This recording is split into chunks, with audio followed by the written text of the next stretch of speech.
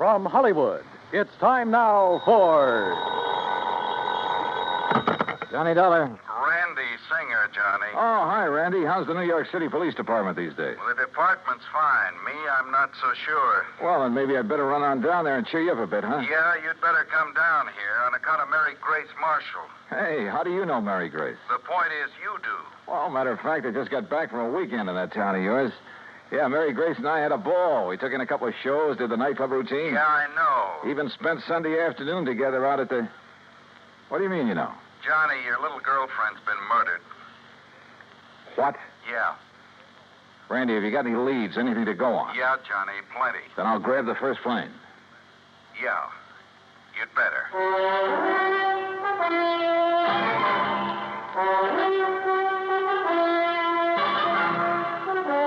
Bob Bailey in the exciting adventures of the man with the action-packed expense account, America's fabulous freelance insurance investigator. Yours truly, Johnny Dollar. Act one of yours truly, Johnny Dollar.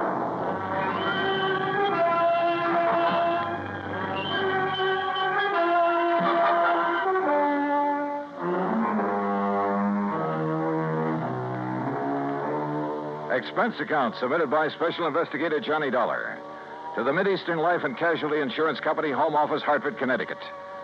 Following is an account of expenses incurred during my investigation of the Mary Grace matter.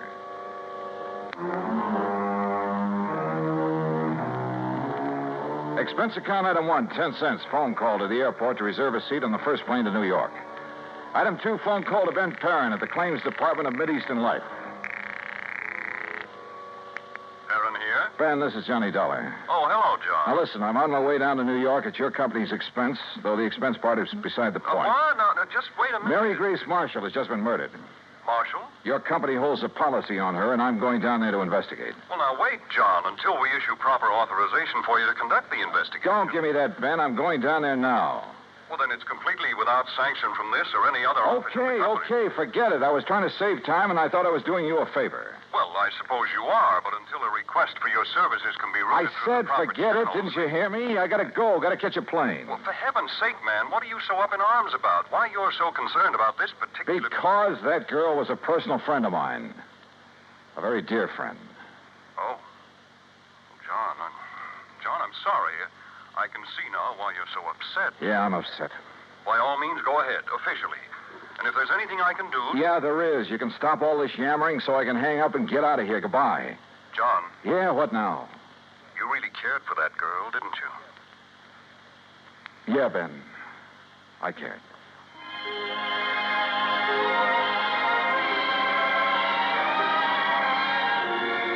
Expense account item 3, 920. Cab to the airport and plane ticket to New York.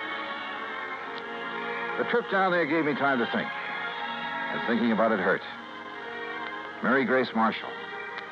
Tall, brunette, and very beautiful. And as straight a girl as I'd ever known. There was a time a few years ago when I'd hoped she might marry me. But she wanted to stay with her successful career as a fashion designer. And she was right. I'm not the marrying type either. So we just remained friends. We had a lot of fun together. Theaters, dancing, an occasional nightclub. Sometimes the long hair stuff, a recital or the opera. And we go to the zoo or the circus, a boxing match or a baseball game. Or just go for a quiet walk in the park. And often just a long, quiet evening in her apartment over a tall, cool drink and good conversation. A goodnight kiss? Sure. But that was all. Now she was gone. And believe me, somebody was going to pay. Item 4, $6 even for a fast taxi to the 18th Precinct headquarters and Sergeant Randy Singer. Come on in, Johnny. Close the door. Sure. Hi. Better sit down, huh? Yeah. All right, when did it happen, Randy, and how? You said on the phone you have some leads. Clues all over the place. They all point toward one person. Oh. Toward the one person known to have been with her at about the time the coroner says she was killed. How was she killed? Struggle. Fell and struck her head on the base of the fireplace. Cigarette, Johnny? Oh, yeah, thanks. Incidentally, so far I've been able to keep this thing out of the papers. Oh? Hey, give me a light, will you? I seem to have forgotten my lighter. Yeah, you have. Here. Thanks. Now, the coroner says she was killed Sunday night, late, What? by somebody who must have spent several hours with her. You said late Sunday night. That's a... Go on, Johnny. Hey, look, stop snapping that lighter and... Wait a minute, where'd you get that? According to all the evidence, it was left behind by whoever murdered Mary Grace Marshall. Here. Look familiar? Are you crazy? This lighter is mine. Yeah, Johnny. I know. And now, Act Two of yours truly, Johnny Dollar, and the Mary Grace Matter.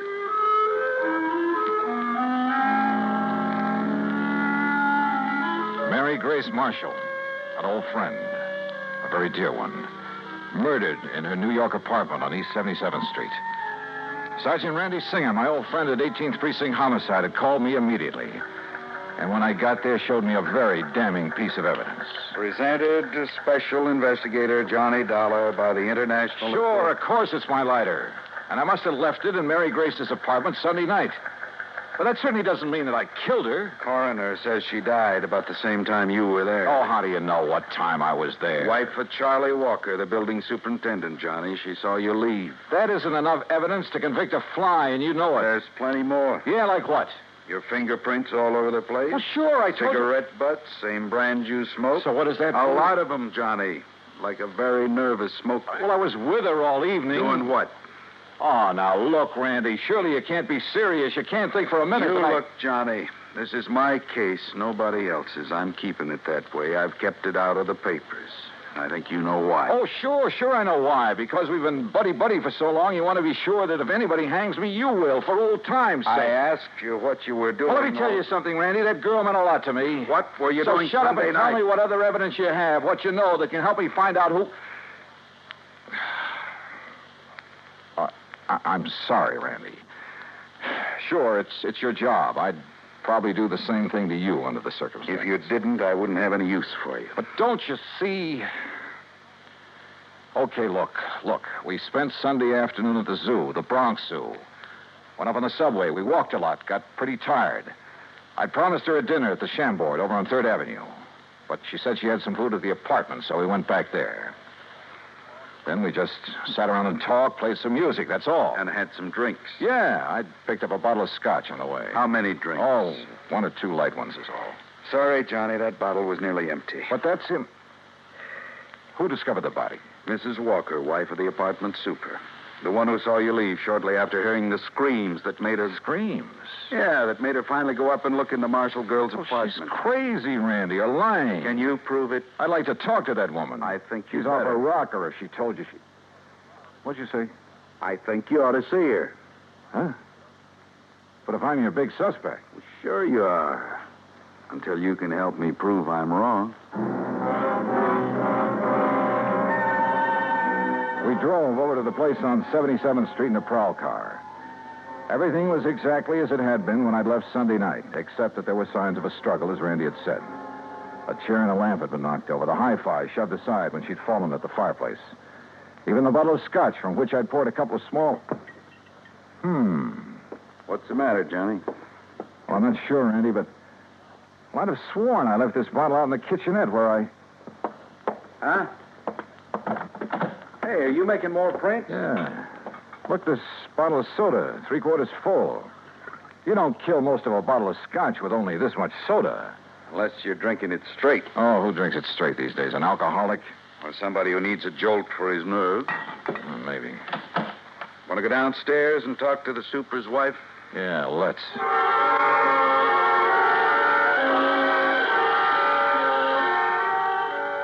The superintendent's wife turned out to be a living doll. Young, pretty, with too much makeup. The sort who looked like she decided to get out of the chorus line for a quieter life as the wife of a building superintendent. I noticed a peculiar, spicy kind of odor when she first let us in, but thought nothing of it at the time. Now, you're sure this is the man you saw leaving Miss Marshall's apartment, Mrs. Walker? I was standing right here in this doorway. It was after I heard her screaming up there, around midnight. You're sure you heard her scream? Well, my husband heard it first. He woke me up pounding on the wall between our bedrooms. Well, didn't he get up to investigate? Oh, no, the lazy... Well, he's been sick. He's still sick. But then I heard the screaming, so I run into his room and asked him what to do. Go back to bed and forget it, he says. It's probably just a party upstairs. Then you went up and found the body, huh? Well, first I tried to sleep, but I kept thinking I heard noises. From upstairs? Well, no. You're sure? It was like maybe my husband was getting up or something. Go on. Well, finally, about 2 a.m., I went up to her apartment. When she didn't answer my knock, I let myself in. And there she was, dead. Who called the police, you or your husband? Him? Huh. Besides, I told you he was sick. He still is. I'd like to talk with him. Oh, sure. If he's sober enough. Come on. That was a funny crack. If her husband really was sick. She led us toward the rear of the apartment, and I mistakenly started to enter her bedroom. That peculiar odor again, only more pronounced. And believe me, it was an arpege. Here, mister, this way. Her husband's bedroom was pretty much of a mess, untidy, with pictures of bathing beauties, calendar art, and some striking pictures of Mary Grace Marshall plastered all over the walls. This room had an odor about it, too, of stale booze. Here you are, Charlie. No, I tell you, I don't want any more of that stuff. Well, you seem to think it'd make you feel better. I did. What did you... Oh, the cop again. That's right, Mr. Walker. And this is the guy I seen coming down from your girlfriend's apartment after all the screaming. His name's Johnny something. You actually heard screaming up there, Mr. Walker? Yeah, awful racket. Woke me up. Scared me. What do you mean? That poor girl up there, all alone. Only she wasn't alone. But then it stopped. I figured maybe I'd been wrong. Had a nightmare or something. Yeah, sure. A dream about her. You think about me for a change instead of dreaming about that dame. Shut up. Talking about her, dreaming about her, sneaking around to have a look at her when she came in and Shut up, out. I tell you. If you wasn't sick, I think you'd sneaked up there and done her in because you couldn't have her. Sergeant, will you take her out of here? It wouldn't be the first time a drunken bum has killed somebody because... Shut up! Mrs. Walker, I thought I told you this man was supposed to be kept quiet. Oh, well, now, look, Doctor, Yet I walk in here and find this sort of thing going on. Go on, all of you. Out of here while I attend this man. Just a minute, Doctor. Out immediately. This is a heart case complicated by a very serious virus infection. Doc, if I can have just one Later, minute... officer. I must save this man's life. Come on, Randy. You too, Mrs. Walker. Yeah, sure. He's been getting alcohol again, strictly against my order. Now, look here, Mrs. Walker. No, wait. Huh? Come on upstairs with me again. Oh? What'd you think of? A couple of things, Randy, that I believe will clinch this case so fast. Come on. Act 3 of yours truly, Johnny Dollar, and the Mary Grace Matter.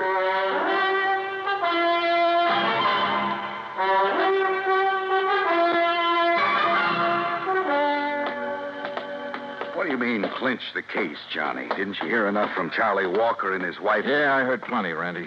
Well, then what's the point of coming back here to the dead girl's apartment? Let me show you something here in the kitchenette. The scotch bottle. You shouldn't pick that up, Johnny. Print. Yeah, prints.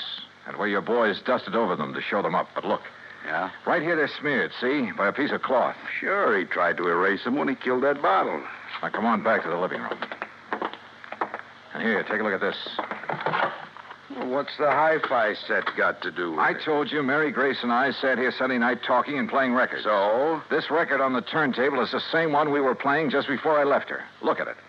Dolorima by Vingetti. Never heard of it. We shut it off because it got too noisy in the death scene from that opera. Huh? Listen.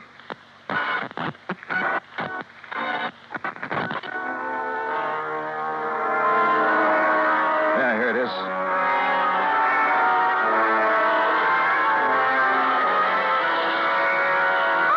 Holy... It sounds like somebody... Shut it off! Well, I'll be darned. Sure. The screams that Walker and his wife said they heard. And that record's what gave him the idea. And now it's a matter of pinning it on him. All right, what have you got for his motive? Motive? Are you kidding? Didn't you see those pictures of all those beautiful those babes he has on the wall of his room? And the pictures of the Marshall girl? All right. He was gone for Mary Grace, talked about her, dreamed about her, had her pictures all over his room, but she wouldn't give him a tumble. All right. All right. So he hits the bottle heavier than ever on account of this frustration over the Marshall girl. Wouldn't be the first time that sort of thing has happened. Happens all the time. So if he can't have her, he's going to kill her. You see my point? Yeah, and it's well taken, Randy. All right. Last weekend, you're taking his dream girl out on the town, having a good time with her, doing all the things he wished he could do. Go on. Well, it's too much for him, driving him out of his rum-soaked mind. Then he hears that screaming on that opera record. It gives him the idea. He wakes up his wife, so she'll hear it, too, so his wife will think somebody's getting killed up there. But he doesn't let her go up there, right? Sounds good, Randy. After his wife goes back to bed, that's when she saw you leave, he goes up there and kills the girl. But if he was as sick as he appears to have been... John, the time like that, a man gets superhuman strength. Strength of a madman, they call it. And listen. I'm listening. His wife said she thought she heard him walking around, remember? I remember. So that's it. She finally got up, came up here, and found the body. So naturally, she tied it all in with the screams her old man woke her up to hear. And that suited him perfectly. She couldn't help but alibi for him. Come on, let's get downstairs again. I realize, Johnny, it's all circumstantial, and I still have to pin it on him. Or her. But I'll hold him on suspicion. Or her. The same circumstances would work just as well for Walker's wife if she were the killer. Yeah, but what about the motive? Jealous wife. Jealous of somebody taking that drunken bum out of her hair? That funny odor I noticed about her when I first stepped into this place. I finally remembered what it is. Hey, I noticed that, like a cooking spice. Well, it is sometimes. Cardamom seed. Cardamom? Yeah, they used to call it the drunkard's friend. A man could booze all night, chew a couple of cardamom seeds, kiss his wife goodnight, she'd never be the wiser. Well, I'll be. That odor was so strong in her bedroom that... Well, maybe she's the lush, huh? Hey. And tried to make the same thing out of her husband, on the excuse it would make him feel better. You mean he isn't a heavy drinker, Doctor? No, he is not. Doctor, you said he has a heart condition. A very serious one, complicated by a... Yeah, I know. Could he possibly have got out of bed, climbed those stairs Sunday night, struggled with, and killed someone? The odds against his surviving such a thing are 1,000,000 to 1. 100 million. All right, I heard it all. That means you're going to start accusing me of killing that girl up there. Mrs. Walker, I told you to stay out of your husband's room. Yeah? Well, he's dead, Doc. Dead? I don't know what you give him, but he's dead. Did you give him more liquor? No. But you gave him enough before I came to... Wait here, all of you. Well, you going to try to pin that Marshall dame on me now that Charlie's gone? You've already pinned it on yourself, Mrs. Walker. What? You thought you'd left no fingerprints on that bottle up there. Well, I didn't. I used a handkerchief. Yeah. I... That's what I thought. But, no, wait a minute. I didn't mean that. Too late, I'm afraid. Oh, no, it ain't. Put down that gun, Mrs. Walker. All right. So I killed that dame on the second floor. And if I have to kill you,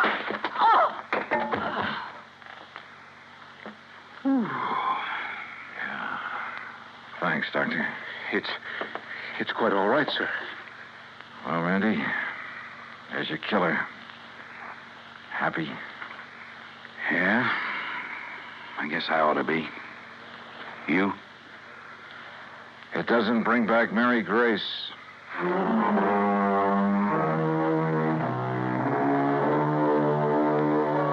Expense account total, including transportation back to Hartford? No, wait. I took on this case myself because of Mary Grace and, well, whatever she may have meant to me is none of the company's business. Oh, sure, you'll have to pay the claim on her policy. But let it go at that, will you? The rest is on me. I want it that way. Understand?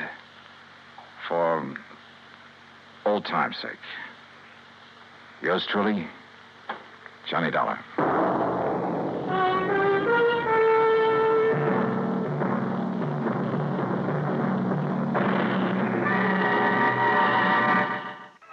Be sure to join us next week, same time and station, for another exciting story of yours truly, Johnny Dollar. This is Dan Cubberly speaking.